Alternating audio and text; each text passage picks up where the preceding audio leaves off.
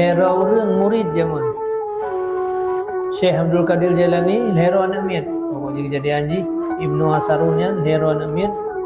Ja ibaga le urung hipat na sira aulia ibaga. Ilmu ko yan tinggi than. Ja ada mayang. Na hero murid ja. Hero rencana na yang nyo na long tanya pertanyaan bek jauh. Sira tu long tanya sabab pertanyaan long kalan kiban cara ke jauh. Kiban cara ke jauh pertanyaannya. Yang kedua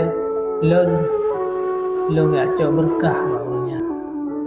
Aku beda berangkat leng.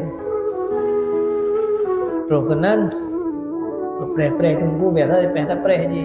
Dia jawab ure je dia lagi kenal.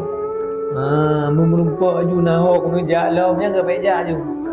Pre karena perlu untuk ilmu orangnya. Begitu ketebiat ulama yan, ulia yan.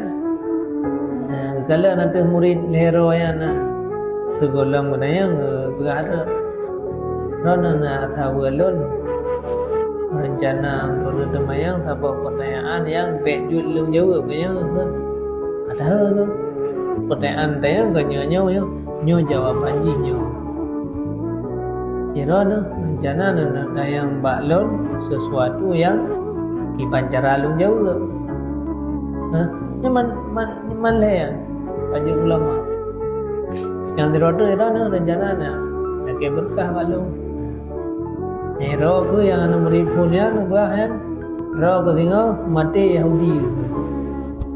Yang roh ke yang kedua yang jadi pemimpinan roh ke.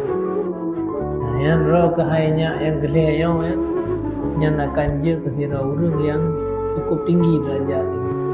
Yang kenyana Syekh Abdul Qadir Jailani.